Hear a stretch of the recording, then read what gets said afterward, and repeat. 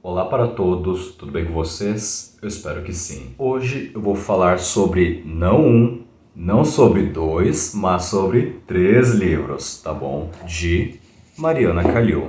Quem é gaúcho vai ter mais facilidade em saber quem ela é. Eu tenho lido, vamos assim dizer, ultimamente, né, obras de cronistas gaúchos, né? Até porque assim no dia a dia, na correria, né, então com estudos, com faculdade, com trabalho, né? A mente fica cheia e é difícil a gente, né, ter uma leitura leve, sabe? Pegar um livro e, agora eu vou ler esse livro aqui de cabo a rabo. Então, se você tem esse problema, eu acho que você deveria começar a ler crônicas. Estes dois aqui falam de eventos que são totalmente diferentes entre si dentro de uma obra só. Eu li de trás pra frente, eu li as avessas, né? Este aqui foi o primeiro livro que eu li dela, este livro aqui foi lançado em 2015, Tudo Tem Uma Primeira Vez, e este livro fala sobre as primeiras vezes dela. Então vamos falar sobre algumas aqui. Participei de um concurso de beleza. Então, a primeira vez que, né, aconteceu isso com ela. A primeira vez que ela sofreu um assalto. A primeira vez em que ela aprendeu a dizer não. A primeira vez em que ela foi dona de um cachorro. Primeira vez em que ela meditou. Primeira vez que ela chamou a polícia. Primeira vez que ela aprendeu a diferenciar maçãs. A primeira vez que ela voou de teco-teco. A primeira vez em que ela descobriu o estilo de roupa dela, né? Que estilo e moda são coisas um pouquinho diferentes, né? O estilo sei lá, pense no emo, por exemplo, tá? O emo, ele não segue a moda, né? Ele tem o estilo dele. Primeira vez que ela foi apaixonada lá por um grupinho lá de cantores e assim por diante. Este outro aqui se chama Vida Peregrina, né? Com o subtítulo Uma Jornada de Desequilíbrios, Tropeços e Aprendizado. Este aqui foi lançado em 2013, se eu não me engano, tá? Então esse aqui foi o último que ela lançou, porque ela lançou esses 3 livros, né? Então eu estou com toda a obra dela aqui. Este aqui foi lançado em 2015, este aqui foi lançado em 2013. Aqui já fica um pouco mais diversificada a leitura, mas para quem não sabe, a Mariana Calil já morreu, né? Ela morreu de câncer de pele. Ela morreu aos 47 anos, isso lá em 2020. Para quem acompanha, né, esses escritores que escrevem, assim, por exemplo, cronistas, né, porque eu estava falando dos cronistas gaúchos, né, Davi Coimbra foi outro que também morreu de câncer, desta vez foi de câncer no rim. Aí tem outros, né, alguns estão vivos, né, como a Marta Medeiros, ela está com 61 anos, eu acho. Tem o Carpinejar, mas o Carpinejar ele é mais ou menos novo na área, ele tem 51 anos. Achei que ele fosse mais novo. Aqui também são crônicas, mas são crônicas um pouco mais diversificadas. Mas é neste livro, tá bom? Neste livro aqui, em que ela vai contar com muito mais detalhes sobre todo o processo que ela teve com o câncer de pele dela, certo? Ela já sabia que na família havia lá uma predisposição, mas enfim, aí o tempo foi passando e ela não esperava e realmente teve câncer de pele. Aí conta como foi, né, passar por todos aqueles procedimentos, de perceber que aquilo estava acontecendo com ela, de que ela precisava cuidar daquilo e que precisava lutar contra o câncer. Este livro aqui, em algumas partes, fala sobre isso, mas também sobre outras coisas que, falando aqui em vídeo, é difícil de sintetizar. Ela também fala sobre a vez em que ela foi para São Paulo, porque até vou ler aqui do último livro dela, a biografia que está aqui, né? Ela trabalhou nas redações das revistas Época e Isto é Gente, dos jornais O Estado de São Paulo, Zero Hora e Jornal do Brasil, e foi correspondente da BBC Brasil na Espanha, onde fez pós-graduação na Escuela Superior de Imagen e Desenho de Barcelona. Ela também tem o blog dela, aliás, aqui nas crônicas não mostra muito a forma como ela publicava na Dona. Se eu não me engano, ela escrevia pra Dona. Eu lembro de uma vez que eu estava na praia e alguém na minha família, acho que, sei lá, minha Dina, sei lá, tinha trazido lá a revista, eu fui lá catar e ali tinha um texto da Mariana Calil. Aí depois, tempos depois, que é Mariana Calil, né? Porque ela vive falando dos cachorros dela, né? Então se você for lá no blog dela, você vai ver que as imagens que ela usa são quase sempre as mesmas, né? Então, imagem ali de cachorro, de umas mulheres fazendo umas caretas assim. Ela usava mais ou menos as mesmas imagens, né? O que criava uma certa identidade visual. Você olhava de cara, é o texto da Mariana Calil, só de ver as imagens. Voltando ao que eu estava falando, né? Como, por exemplo, eu não sei em que ordem isso aqui está, não sei se está em ordem cronológica, mas ela já trabalhou para jornais de São Paulo, então ela foi para São Paulo. Então ela também conta como foi a experiência lá em morar em São Paulo, como foi. Ela escrevia de uma maneira leve, bem-humorada. Ela é, de certa maneira, multifacetada, né? Mas vamos por assim dizer que ela se via muito como uma pessoa azarada. Isso fica um pouquinho mais claro... Tá, praticamente toda a obra dela deixa isso claro, né? Mas acho que essa obra aqui também conta um pouquinho, né, sobre... né, aí já tô pulando para outra obra, né? Que é Peregrina de Araque, que foi o primeiro livro que ela lançou, certo? Que ela lançou 3 livros. E este aqui foi escrito em 2011, né? 2011, mas essa reimpressão aqui é a terceira, né? Então foi feita em 2015. Peregrina de Araque, uma jornada de fé e ataque de nervo no Oriente Médio. Esse aqui eu li entre dezembro de 2022 e janeiro de 2023. Este aqui eu li em maio de 2023. E este eu li agora há pouco, certo? Então entre outubro e novembro de 2023. Então lá no primeiro dia eu terminei de ler lá no 1º de novembro, se eu não me engano. Ela se vê como uma pessoa assim meio azarada, meio perdida, né? Que sempre está tentando aprender e dando o seu máximo. Mas ela não tem uma fé assim, pelo menos que eu li dos livros aqui, pelo que eu entendi. Ela não tinha fé, tipo, de forma mais disciplinada possível, sabe?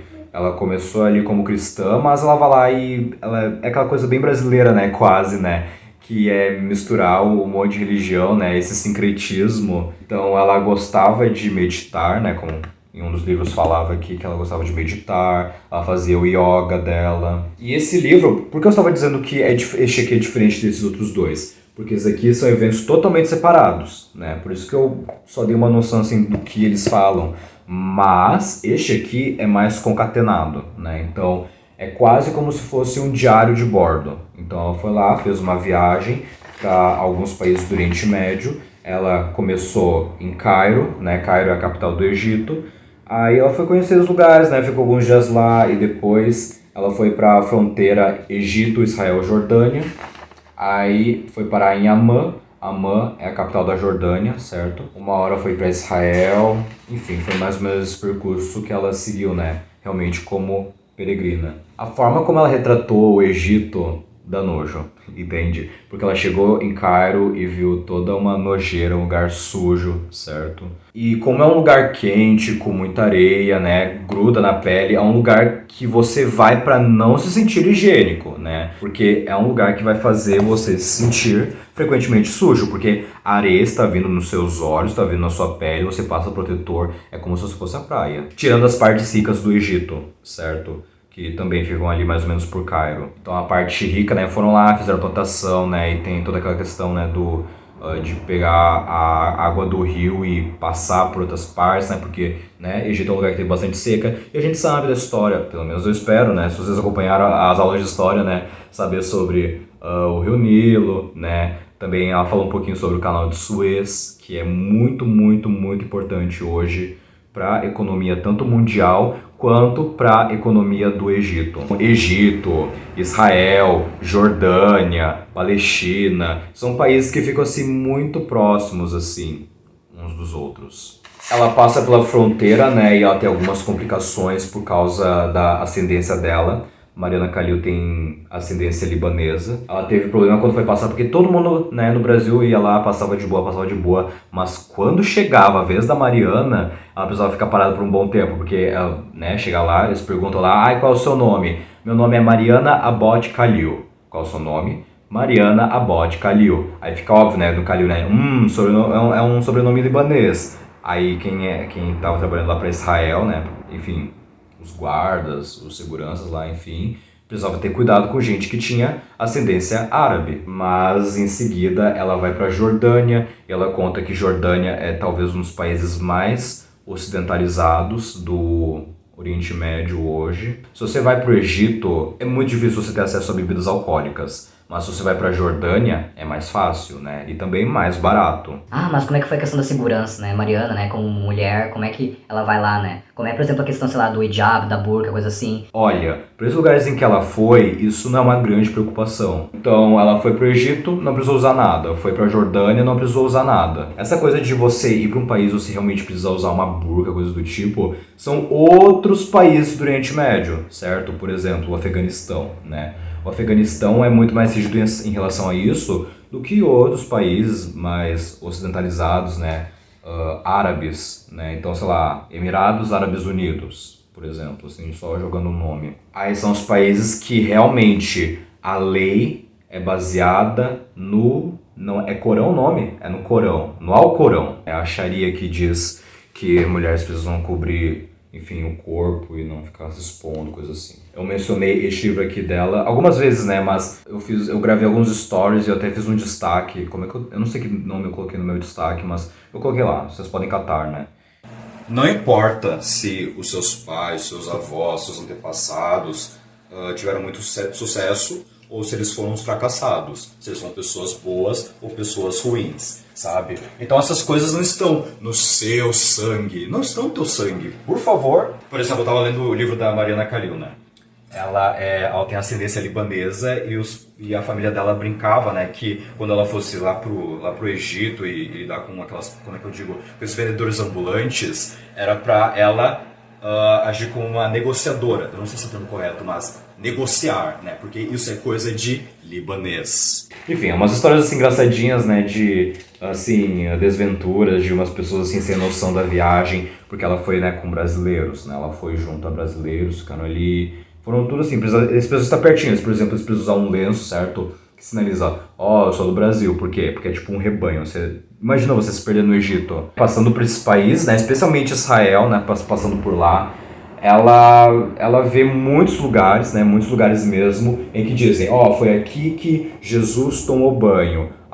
Este aqui é o local da dormição de Maria, era a Gruta do Leite, onde Maria amamentou Jesus, né? E além disso, é uma gruta bonita, toda branca. Então, por exemplo, este cara que é o Padre Tito. Ele falava, né, da Bíblia de forma geral, né? Então, ele é padre, ele contava ali a história da Bíblia. Mas uma hora a Mariana chegou nele e falou, eu não acho que essa história aí é verdade. Eu acho que tem alguma coisa estranha aqui. Eu acho que modificaram alguma parte da história. O Padre Tito ia lá e falava pra ela e contava a história que, sei lá. Aqui encontrei o trecho, a Mariana falando, né? O Senhor pode me explicar o fato de Maria ter sido concebida pelo Espírito Santo? Aí ele respondeu, naquela época era comum os romanos abusarem das mulheres no meio das grutas. Isso aconteceu com Maria e ela engravidou. A questão é que Maria havia sido a escolhida para dar à luz o homem que mudaria a visão de mundo das pessoas. Portanto, esse episódio foi abafado e inventou-se a história...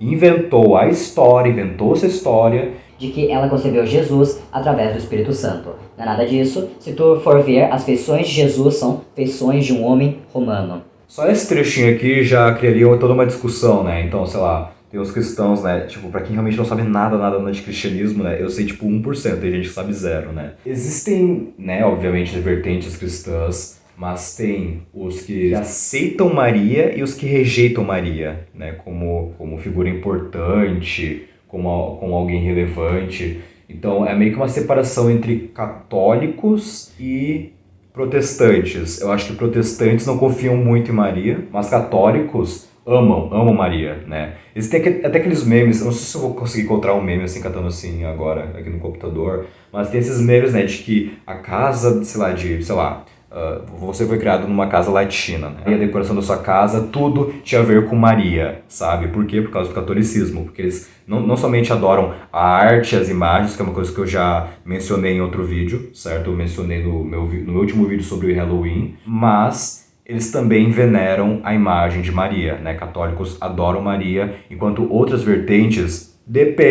outros rejeitam totalmente, né? Então, só para mostrar como este trechinho aqui de Padre Tito seria polêmico. O Senhor poderia me explicar esse milagre, padre? Não sei se é pecado ou não, mas a verdade é que eu não acredito nessa história ipsis literis tal como é contada. Então, não houve milagre nenhum. A Bíblia explica mal, mas explica de uma maneira na qual os fiéis preferem acreditar. Com poucas pessoas eu posso ter esse tipo de esclarecimento e tu é uma delas. E aqui eles conversam especificamente sobre o milagre de Jesus multiplicar, né, os peixes, os pães, coisas assim, né?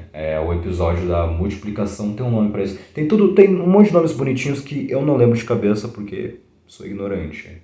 Jesus estava na aldeia quando foi interpelado pelos apóstolos, que perguntaram: Senhor, como vamos alimentar todo esse povo se temos apenas 5 pães e 2 peixes? O povo era composto de 5.000 trabalhadores judeus que tinham o hábito de levar a marmita para o trabalho. Jesus respondeu: Simples, começando por vocês. Deem o exemplo da partilha. Peguem suas marmitas e coloquem sobre a mesa. Dividam.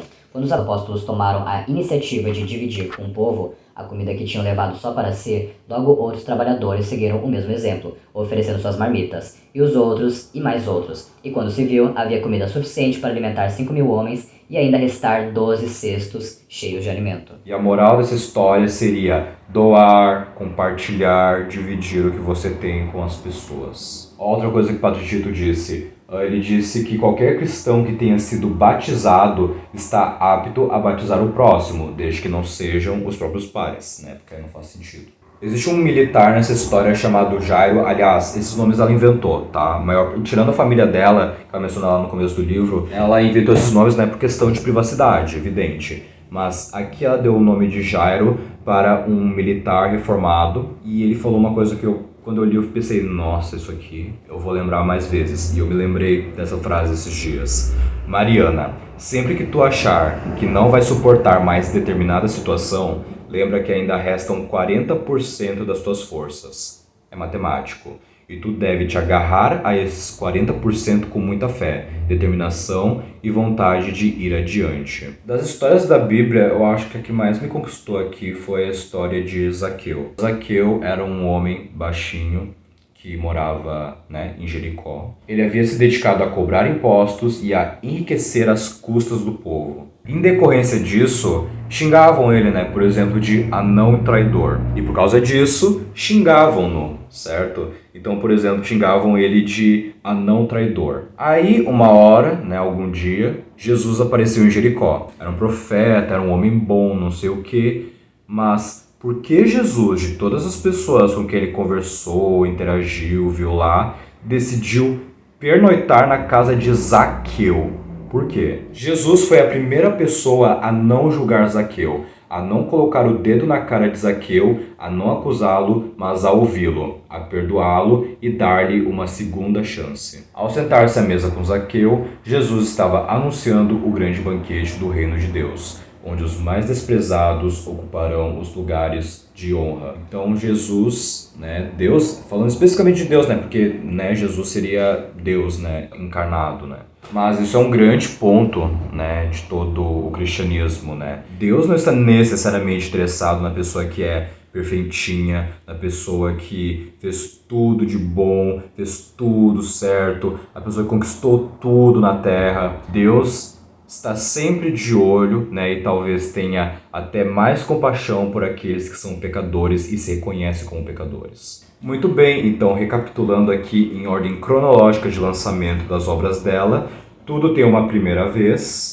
Vida Peregrina, uma jornada de desequilíbrios, tropeços e aprendizado, e Peregrina de Araque, uma jornada de fé e ataque de nervos no Oriente Médio. Até diria que apropriadas, assim, eu diria que um pré-adolescente pode ler, tá? Não há nada assim muito de problemático assim nessas leituras. Eu acho que um pré-adolescente já pode começar a ler os livros dela. Se o tal do pré-adolescente ainda é apegado com ilustrações, esse livro tem algumas ilustrações bem femininas, bem de moda, porque ela tem conhecimento de moda, então uma estética meio francesa, assim, por falta de uma palavra melhor.